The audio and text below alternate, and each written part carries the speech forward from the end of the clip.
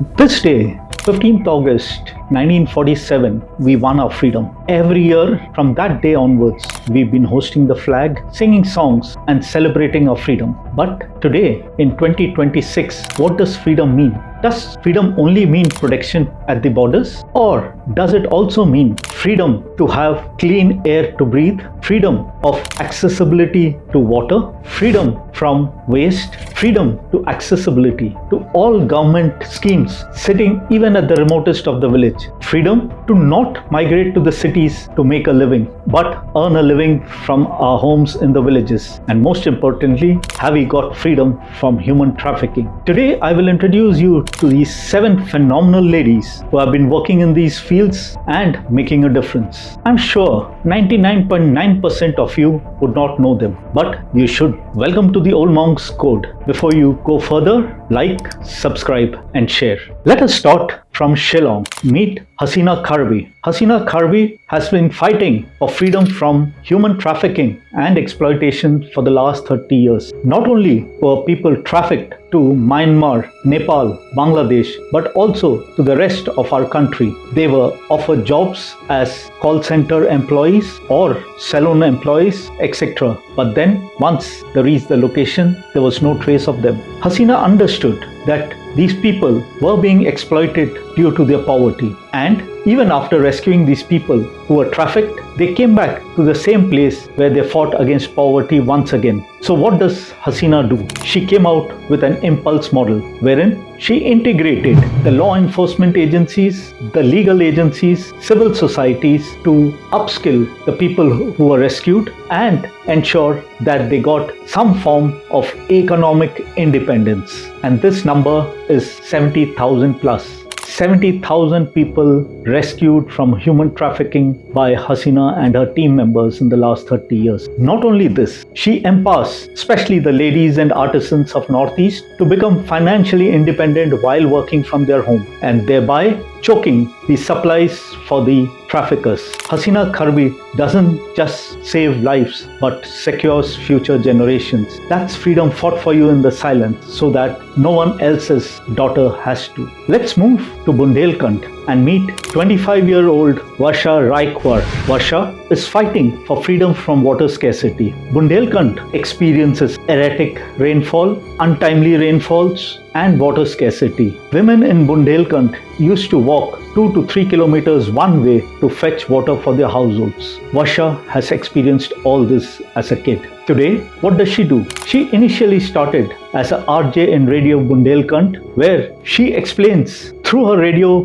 program Shubkal, water conservation methods, new agriculture techniques, and about climate change. And her program is now heard across 400 to 500 villages in both UP and MP. But she does not restrict herself from sitting in the studios and speaking about these changes that require to be done. She does narrowcasts wherein she speaks to 20 to 30 people of the village, especially the women. She integrates local knowledge, traditional techniques, and the present day experts into providing viable solution to the people of Bundelkhand. Her story carries a simple lesson. You need not be in a position of power to make a change. You just need to have the courage to use your voice and keep going at it till you succeed. Now coming to Delhi, let's meet Bhavreen Khandari. Bhavreen fights for freedom to breathe clean air. What started as a legal fight for clean breathing air in Delhi spread to the rest of the countries. Her defining moment came in Orissa. In Orissa, there was unregulated coal fly ash which was affecting the water and the soil. So what does Bhavreen and her team of warrior moms do? They realized it's not only important to protest against this, but also fight it legally. They empowered the local women to take up the case legally. Finally, it bore fruit when the case went all the way up to the National Green Tribunal. The mothers from Orissa finally bought the corporates to its knees and the corporates had to retract. Bhavreen's leadership proves that when mothers take up the legal course, even corporates have to kneel down. Bhavreen and her team of warrior moms still continue to fight the battle for the freedom of their children to breathe clean air. Let's move to the coast of Karnataka, where we meet Divya Hegde. Divya, grew up on the coast of Karnataka seeing fishermen returning with more plastic than fish. This triggered her. She quit from Google and started her own organization called Veru, which means roots in Kannada. Through her campaign called Nimaji, she roped in the traditional zero waste conservators and integrated their practices along with modern practices. She then trained people to collect, segregate, and convert this waste into economic independence. She taught them how to have sustainable livelihoods. Divya shows us that true freedom starts by honoring ancient wisdom. Today, over 3,500 women across 5 districts have been trained to fight a crisis which governments just write reports about. Freedom on the coast of Karnataka doesn't look like a protest. It's women getting up and being at the beach at 6 a.m., segregating and collecting the waste and converting it into their financial independence. Now let's move to Kerala, where we meet Lakshmi Menon. Lakshmi is fighting for freedom from industrial textile waste and rural economic dependency. In 2018, when the floods affected the weavers of Chendamangalam, they lost tons of fabrics, soiled and ruined. She encouraged the weavers to make dolls out of these ruined fabric.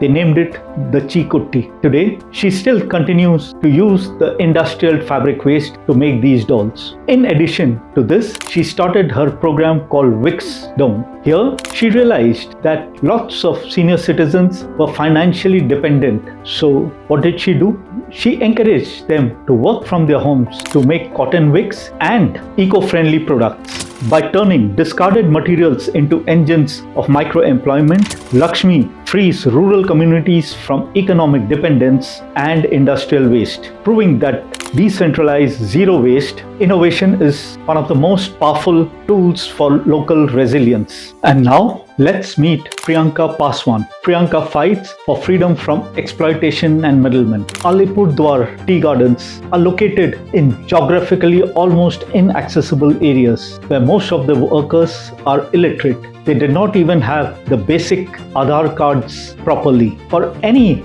government benefits, they had to travel long distances to the government offices. And every time they went, they missed out on the daily wage, which was so important to them. And there were middlemen in the offices who would exploit these illiterate tea garden workers. And that's where Priyanka Paswan comes into play. She realized that the people were not getting their due rights. She, as part of Sushnapreneur, sets up a digital center, not something very glamorous, but a simple office. Here, operating at the intersection of technology and social service, she bridges the gap between the various social schemes of the government and the tea workers. From helping people to register for healthcare, food security, pensions, and to educating ladies on digital literacy, Priyanka has empowered hundreds of people across the tea gardens in Alipurduar. She has empowered them to claim their entitlement with dignity. Her work as a Sushnapreneur demonstrates how grassroots digital inclusion and community leadership can break the cycles of exploitation, thus giving a self-reliant voice to the tea workers. And now, finally, let's head to Bihar and meet Maithili Thakur. Maithili, all of 25 years, fights for freedom to build from the villages. She always maintained that a village is not a place where ambitions can die. And she has always seen people look at village as a consumer market and a source of migrant labor. She decided that this had to stop and they had to empower people. What did she do? She empowered women with skills, digital literacy, a bit of business acumen, and facilitated microfinance. And thereafter, she ensured that these women got access to broader market without middlemen. Slowly but surely, these women worked and they became economically independent. Maithili proves that villages can be self-sustaining engines of innovation. Her work transforms homemakers into confident business women, proving that when women are given the right tools to build from home, entire rural economy gains self-esteem and independence. Her mission in entrepreneurship is not a buzzword, but a way out. These 7 women remind us about the timeless truth. Freedom is never given. It is built quietly, stubbornly by those who chose to serve. Let us not ask what has the country given us, but Let us ask ourselves, what have I done with the freedom that I've inherited? Remember, freedom is not just a flag, it's a responsibility. Jai Hind.